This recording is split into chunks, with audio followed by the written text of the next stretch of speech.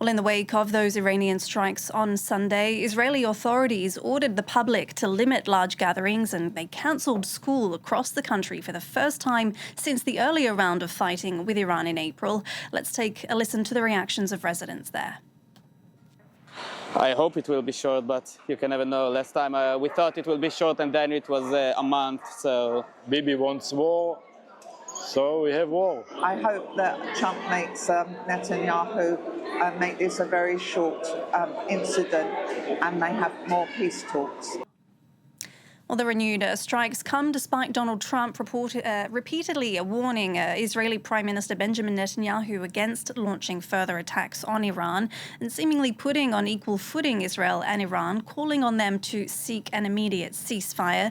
We're going to talk more in depth about the dynamic at play here between the two leaders with our international affairs editor, Angela Diffley. Hi, Angela. Hi. Have these two men really fallen out this time? I mean, has their partnership where the two men took their countries to war together collapsed?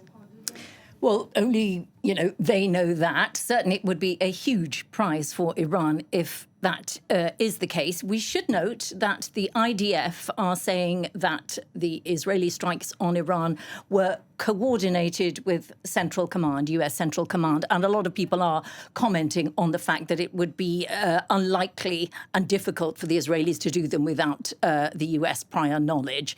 That is an important thing to say.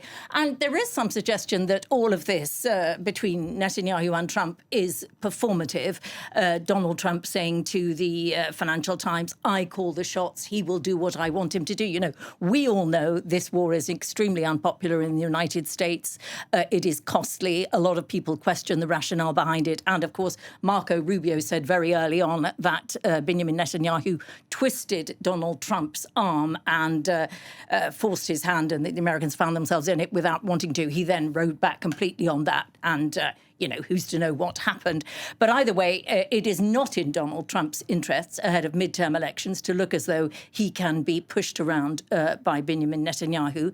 Equally, it is not in Netanyahu's interests to look as though he has effectively outsourced the security of Israel to Washington, D.C., to the White House, and that is the White House, that are deciding whether there will be retaliations or not. He has to worry, too, about elections. The earliest date likely to be September the 8th, possibly as late as October the 20th.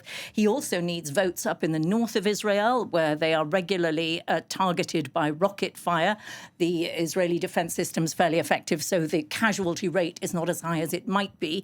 But Netanyahu needs to show his own electorate that he is not giving up on the north of Israel, and he has far from achieved his objectives. So it could all be somewhat performative.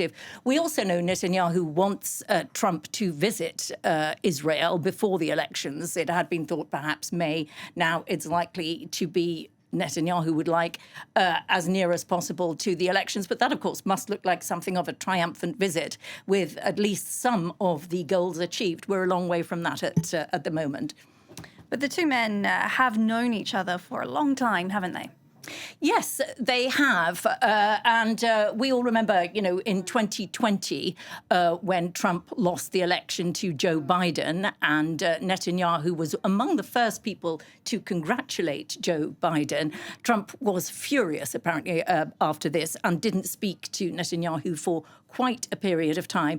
But I think the two men understand each other very well. A week ago, we had that apparently, reportedly expletive-laden conversation on the phone between the two of them, where Trump told Netanyahu, you'd be in jail if it wasn't for me. Everybody hates you. Everybody hates Israel. Trump did not deny the leaks of that telephone call, and in many ways it suited him for people to think that he had spoken to Netanyahu like that. Netanyahu spent quite a bit of his youth in the United States. The two men do seem to understand each other and do seem to be able to recover from frequent clashes together. Netanyahu was US ambassador or Israeli ambassador to the United Nations between 1984 and 1988. He spent that time there in New York City as Donald Trump was building his career in New York City, reaching, the heights of his fame in New York City, the two men have crossed paths on numerous occasions. And it looks like a relationship that is pretty robust, where they understand each other. And it's unlikely, I think, to be terminally broken. But, look, I'm sitting here in Paris.